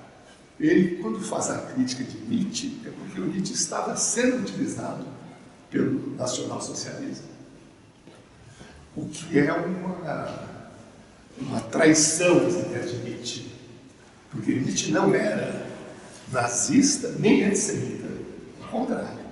A irmã, que era casada com um nazista, que usou as obras de Nietzsche, e o nazismo manipulou um pouco aquelas ideias para utilizar. De modo que a referência do Plínio nessa conferência sobre a aliança do sim e do não mostra exatamente que ele não estava informado ainda naquele momento sobre a revisão que foi feita depois em relação a Nietzsche. Nietzsche não tem absolutamente nada de antissemitismo. Isso é um outro assunto. Nietzsche é contra a religião sacerdotal. Falando agora sobre o Gustavo Barroso, assim, em particular, eu também desacredito que o Gustavo Barroso seja racista, porque os problemas dele que eles tinham realmente primeiro, que ele era um conspiracionista. Ele acreditava em teorias de conspirações que estavam em alta na época. Uma delas é a teoria do complô judaico-maçônico, né, que acreditava que o judaísmo e a maçonaria estavam unindo forças para destruir a Igreja Católica e o Ocidente. Né? Isso foi um erro terrível do Gustavo Barroso, porque eu tive os livros do Gustavo Barroso, a Sinagoga Paulista. Sabe o que era a Sinagoga Paulista? O jornal do Estado de São Paulo. Não tem a conspiração maçônica? O Gustavo Barroso associou o judaísmo à maçonaria. Coisa que é. A ver, aquele livro E outro. Judaísmo Maçonaria Judaica, que foi escrito por um francês, ele traduziu. Pois é, mas aí deu-se com esse conflito que foi mais um conflito equivocado, né, entre a maçonaria e o integralismo. Porque a maçonaria, ela no Brasil, sobretudo, ela fez uma movimentação contra o fascismo, né, muito dura contra o fascismo. E quando o integralismo, houve um certo atrito dos integralistas, que eram proibidos que os maçons entrassem no integralismo, etc. E a maçonaria parece que editou eu digo maçonaria não é um corpo que se manifesta assim, unanimemente, né? Há um certo documento da maçonaria contra o integralismo, né? Um certo momento. Mas isso é irrelevante. Agora, associar o judaísmo à maçonaria é um erro terrível. Você terminou? Termina. Qual é o nome? Caio. Eu acredito que essa questão do Gustavo esteja mais relacionada a essas questões conspirativas, né, que muita gente acreditava naquela época, da década de 30, né, e a questão da relação do fascismo com o integralismo, pelo menos eu vejo doutrinas diferentes, apesar de ter uma coisa semelhante, mas eu não... É tipo você falar que, como diz Nazaré, só porque tem uma diferença aqui, só porque tem uma semelhança que um é totalitário, o outro defende continência, etc. O problema do Gustavo Barroso, do meu ponto de vista, eu não sou especializado no assunto, mas ele era antissemita em função do que ele via que o semitismo, os judeus, eram donos do capital financeiro universal. O antissemitismo econômico. E essa parte ele concordava com o Plínio Salgado, que o Plínio Salgado também dizia que nós éramos uma colônia financeira. Havia uma espécie de não usava essa expressão, mas havia um neocolonialismo financeiro dos grandes capitais, dos grandes bancos, e que nós, na América do Sul, como um todo, éramos submetidos a isso. Porque nós tínhamos esse aspecto de patriotismo, de nacionalismo. E o patriotismo, na verdade, é fruto de um livro que não foi citado aqui, que foi publicado muito antes, que é Os Sertões. Os Sertões, quando foi lançado, ele despertou na sociedade brasileira que eles não conheciam o Brasil. Os Sertões, Os Sertões é um livro muito chato. Mas, entanto, ainda hoje é considerado o maior livro brasileiro. E o Plínio Salgado era muito a favor do avisado. Escreveu um livro sobre o crise da política. Mas o livro, dificilmente as pessoas leem da primeira sentada. Precisa de muita força para ler aquele livro. Mas é considerado um grande livro. Por quê? Porque foi um livro que despertou as elites brasileiras o fato de que eles não conheciam o Brasil. Que eles conheciam a Europa, que conheciam a Alemanha, a França principalmente, não sei o quê, mas o Brasil mesmo eles não conheciam. E isso foi ali, isso influenciou esse nacionalismo que vai chegar nos anos 20, 30. Contra a República. E outro evento que foi citado aqui, em 26 nós temos a Coluna Prestes. A Coluna Prestes ela vai ser também para aqueles militares, muito deles, paulistas e gaúchos, eles vai ser pela primeira vez que eles vão entrar nos portões goianos.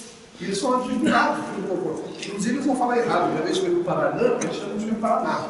Eles erram na geografia do negócio porque é gostoso. Mas então eles vão conhecer aqui o Rio Paraná, o Rio Corumbá, o Rio Maranhão, eles vão conhecer essa região aqui do Goiás pela primeira vez. E são militares especializados em conhecer o interior do Brasil. E eles não conheciam. Eles vão deixar a conclusão que eles não tinham mínima ideia de como é que era isso aqui. Então, os sertões do Goiás, quando eles passam por aqui, eles ficam admirados pela beleza, falam da beleza, e ficam admirados pela ignorância deles, o autoconhecimento da ignorância que eles tinham. E aí, então, esses elementos que vão todos surgir na década de 30 para formar esse nacionalismo disso. E não tem nem lido o Toneto, que andou aqui escreveu um livro sobre teve gente, teve os bandeirantes que andaram por aqui, teve gente, mas acontece que não, mas ele deixou um registro, né? Sobre Goiás, aqui. Ele era também andou. Eu era pai e filho, passaram por aqui. Inclusive, Goiás Velho foi capital de São Paulo durante 3 anos, da queda de São Vicente. Quer falar? Só para finalizar, espero não estar tomando muito tempo de vocês.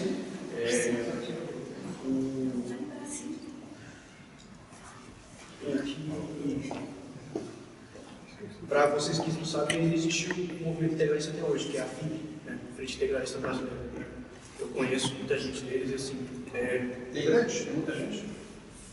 Mais ou menos. O que quer dizer mais ou menos? A gente não tem um número. 50? 100? A gente não tem um número. Teve um censo aí. Um número exato na cabeça, sabe? Mas não é. A gente tem filiados em quase todas as regiões do Brasil. E. Sim, né? Eu acredito que o integralismo, né? Ele é muito injustiçado também e também é deturpado.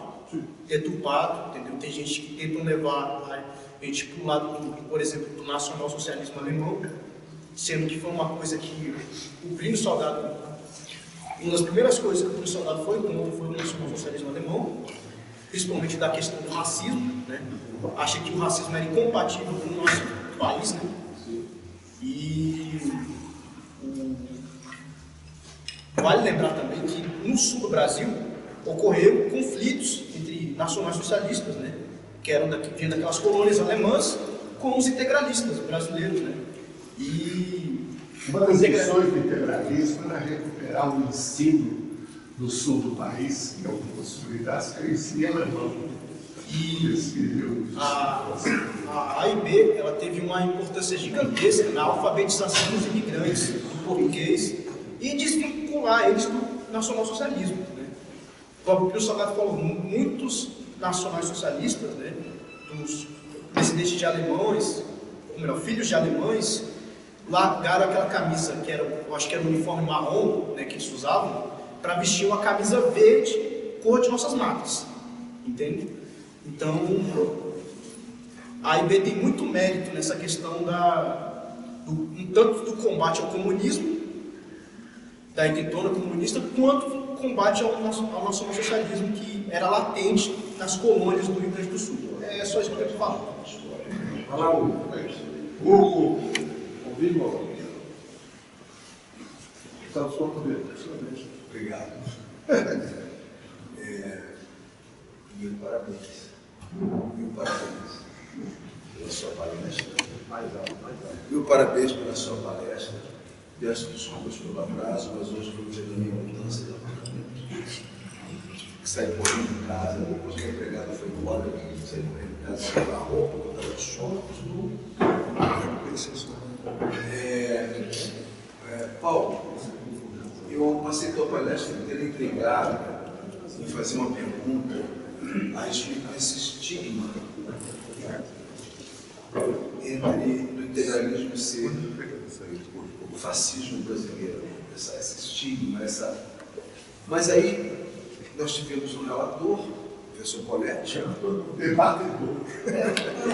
Na verdade, nos congressos acadêmicos, nós temos um palestrante e um relator, e que nós tivemos um segundo, que também foi brilhante, e uma terceira.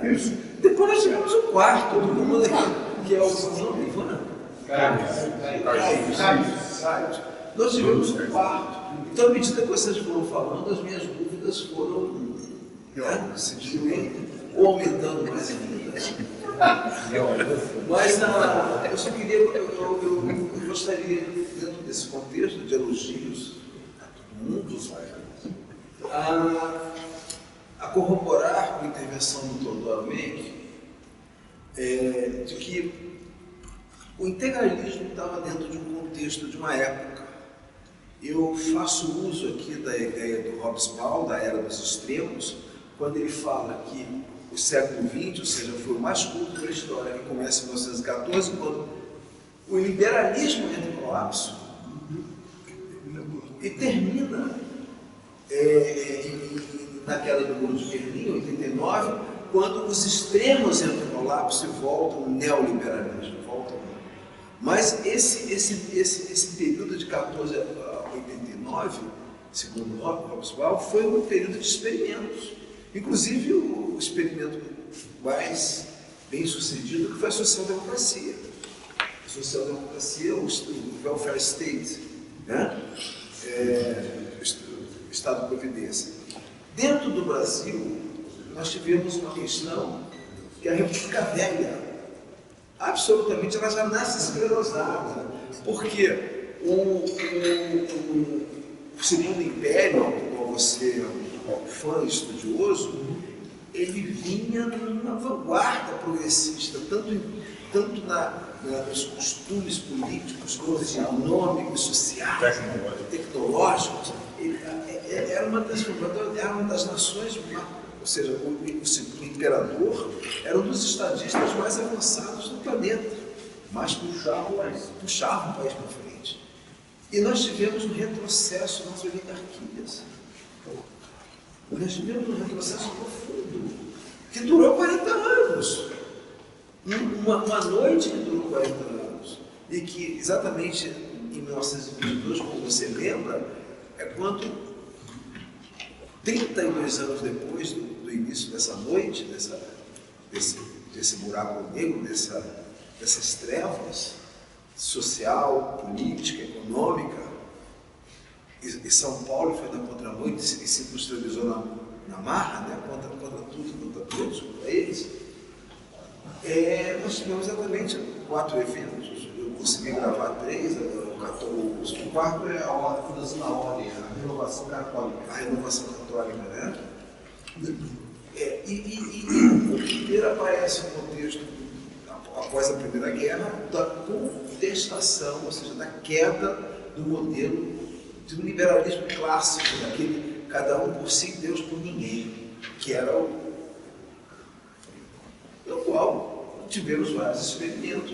Nós tivemos os experimentos da social-democracia dos países nórdicos, nós tivemos o experimento do nazismo, do comunismo, que foi o maior de todos, né? Na União Soviética, satélite, depois na China, e curiosamente, fascismo, e curiosamente, todos eles uniformizados, todos eles com gritos de guerra, com simbolismos, é uma coisa que para nós hoje soa ridículo, patético. Inclusive aquelas marchas soviéticas, patéticas. Hoje, né, na época, eu que havia de modo moral. E aqui foi inventado, pelo que eu vi na sua palestra, tiveram outros experimentos similares ou diferentes do integralismo no Brasil, não é? Você falou de um Ceará. Sou um pedaço. Você conhece? Depois a gente se fala, a gente deve ser, eu fui chamada por uma agora. Enfim, é só corroborar com a intervenção do segundo relator, do segundo debatedor, que é o seguinte: o integralismo, tanto no pensamento, na essência quanto na forma, era no contexto de uma época.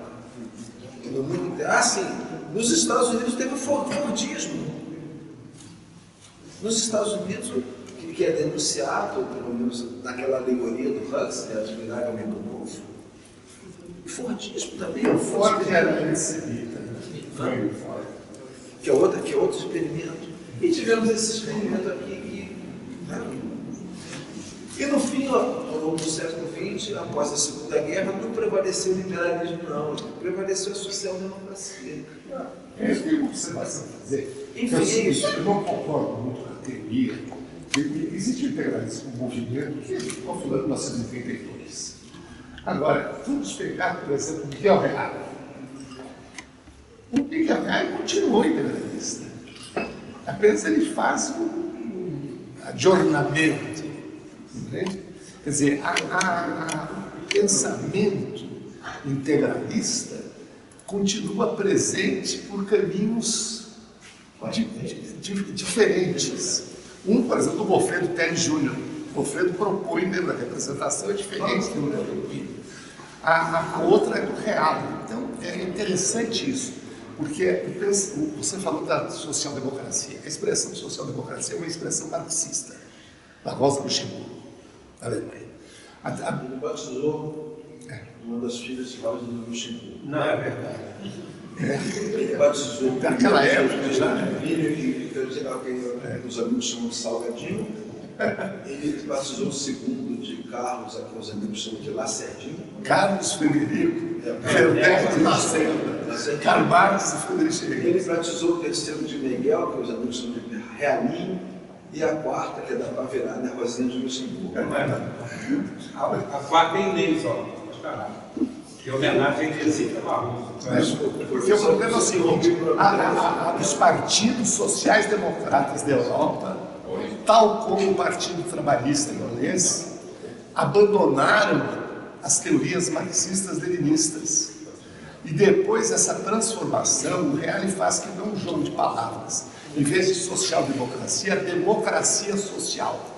Eu tenho quase certeza que se o Plínio Salgado estivesse vivo, ele estaria na mesma posição, teoricamente, do Antônio Paim, do Fernando Henrique Cardoso, do Hélio Javari, do Miguel Reale, que é a democracia social. Miguel Reale Júnior.